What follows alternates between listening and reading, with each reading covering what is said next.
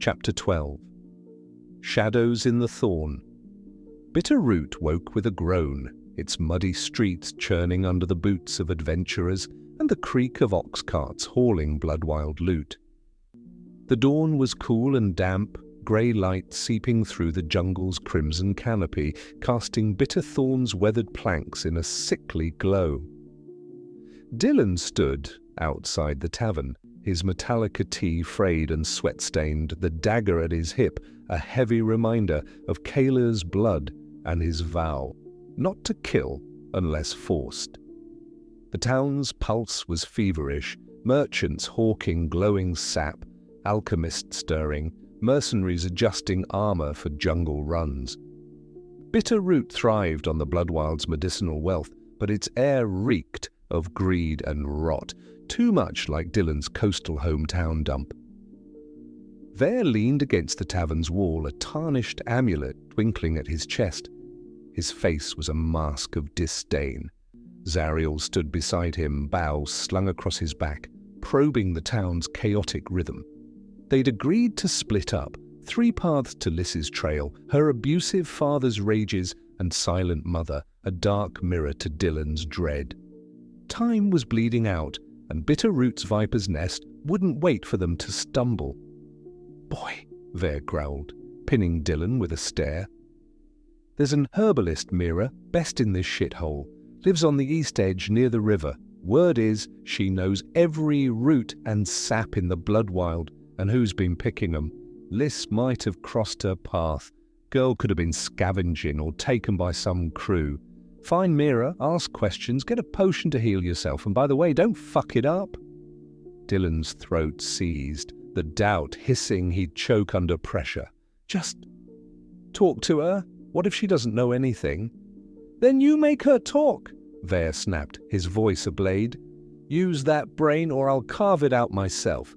Go!" He jerked his head toward the muddy streets, dismissing him. Zariel stepped forward, his voice soft but firm, like a river over stone. "I'll walk the town, speak to locals, traders, tavern wenches, anyone who might have seen Lyss. The Bloodwild hides nothing from those who listen." His wary eyes flicked to Veyr. "And you?"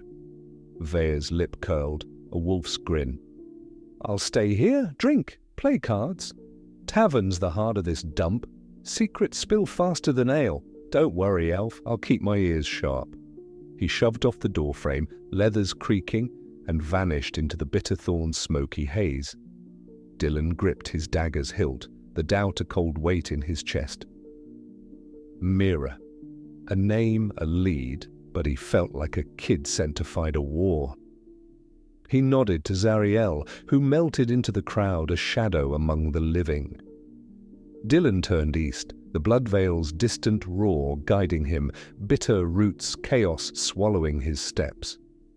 Inside the Bitter Thorn, Veyr settled at a corner table, the air thick with sour ale, sweat, and the tang of charred meat, even at this early hour. Apparently, the party just kept going. The tavern was a cauldron, mercenaries roared over dice, whores laughed too loud, and a bard's lute wailed like a dying cat. Veyr's tankard was half empty, his third ale, but his eyes were clear, scanning the room like a predator's. He tossed a coin into a card game, joining 3 roughnecks, 2 adventurers with scarred knuckles, and a merchant with a greasy beard.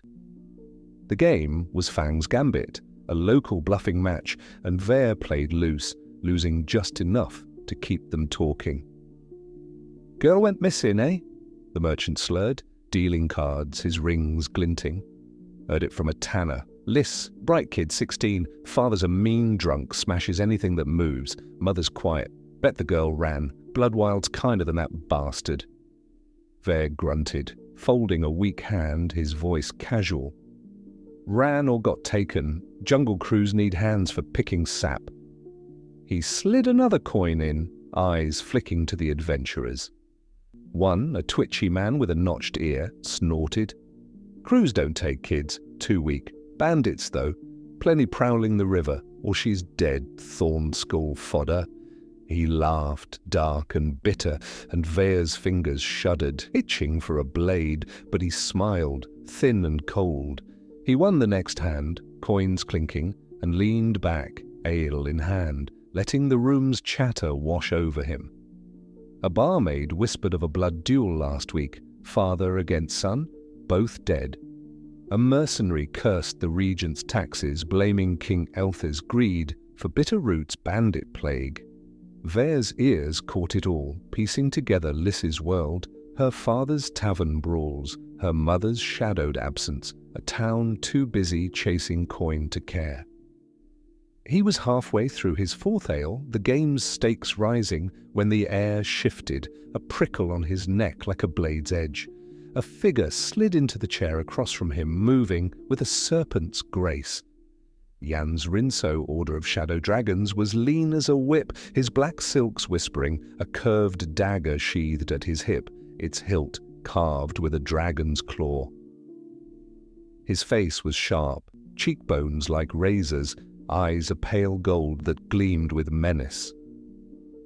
A thin scar curled from his temple to his jaw, and his dark hair was bound in a braid, streaked with silver. The tavern's din seemed to fade, the room narrowing to their table, two predators locked in a silent dance. "Veyr of the Night Vale," Rinso said, his voice smooth, a velvet blade, laced with the cadence of old Eryndorian, a tongue of ancient scholars and assassins, its vowels rolling like thunder over stone. "In vino veritas, sed in tabern amors, in wine truth, but in taverns death, yet here you sit, drinking like a peasant. Have the years dulled your edge?" Veyr's lip curled, his own old Eryndorian flawless, each word a honed dart. "Non sum fellum qui in umbris latet, Rinso. I'm no cat skulking in shadows unlike some. The ale's shit, but the company's worse. What brings a shadow dragon to this stay, chasing my scraps again?" Rinso's smile was a crescent moon, sharp and cold, his gold eyes unblinking. "Cave felis felum spectat, beware the cat watches the cat. I seek what all his seekers chase in bitter root, profit power, perhaps a lost lamb." His fingers brushed his dagger's hilt, a casual threat. "A girl, they say, vanished into the Bloodwild. Her name whispers on the wind. Lyss, you'd know nothing of that, would you, Night Vale?" Veyr leaned forward, tankard forgotten, his voice low, polite, but laced with venom. "Verba tua sunt venti in tempestate." "Your words are wind in a storm, Rinso. I know many things. Girls lost, dragons scheming, knives in the dark. But I wonder, does your order still weep for the Star Shrine's light? Or do you crawl for Elthir's coin now?" His eyes locked on Rinso's, a challenge daring him to flinch. Rinso's laugh was soft, a serpent's hiss, his old Eryndorian dripping with mockery. "Ho felum doctum qui calith laudat, ho learned cat, praising Calith's light. Night Vale's piety is touching, but your blades sing louder than your prayers. Tell me, Veyr, when did you last taste betrayal? Was it sweet like wine or bitter like this swill?"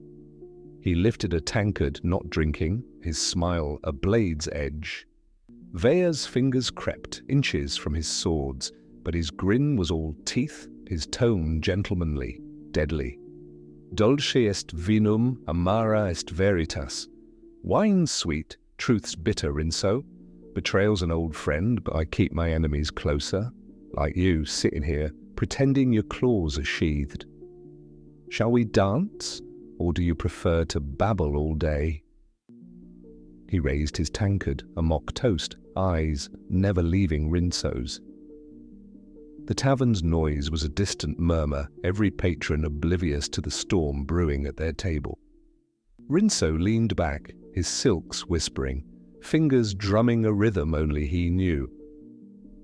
"Non est tempus saltandi, felum meus." No time for dancing, my cat. But the Bloodwild watches, and its roots drink deep. Lyss's shadow crosses paths best left untrod. Step lightly, Veyr, lest you wake what sleeps. His gold eyes gleamed, a predator's promise. and he stood, smooth as shadow, his braids swaying like a noose. Veyr's voice was a growl, still in old Eryndorian, calm but coiled. Ego felum qui non dorme. I'm the cat who doesn't sleep, Rinso. Cross my path, and you'll bleed before the jungle does. He leaned back, tankard in hand, his smile a razor, daring Rinso to draw. Rinso inclined his head, a courtly bow, his smile never faltering. Usque ad proximum felum dogtum, until next time, learned cat.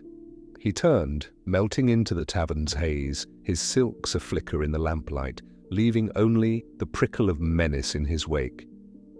Veyr exhaled, slow and controlled, his fingers easing from his sword hilts. The room snapped back, dice clattering, whores laughing, the bard's lute whining. He drained his tankard, the ale sour, Rinso's words a splinter in his mind. Lyss's trail was tangled, and the shadow dragon's interest meant blood was coming. He glanced at the table, the card game forgotten, and tossed a coin to the merchant. "Keep talking," he said, voice rough. "Anything about the girl's father, her mother now?" Outside, Zariel moved through Bitterroot streets, his cloak a whisper against the mud, his elf senses catching snatches of talk. Lyss's name, her father's brawls, a mother's silence. Merchants eyed him warily, but a tanner's wife, her hands stained with sap, spoke of a girl seen near the river days ago, maybe fleeing, maybe taken. Dylan reached the town's east edge, where shacks gave way to the Bloodvale's crimson churn. A hut stood alone, its walls woven with vines, jars of glowing herbs glinting through a window. Mira's lair, the herbalist who might know Lyss's fate. His scars burned, the doubt screaming he'd fail, but he knocked, heart pounding, the jungle a threat behind him. The tavern's haze thickened, Veyr's eyes sharp despite the ale, Rinso's shadow lingering. Bitterroot was a powder keg, and Lyss's trail was the spark. 2 cats had circled, claws sheathed, but the dance was far from over.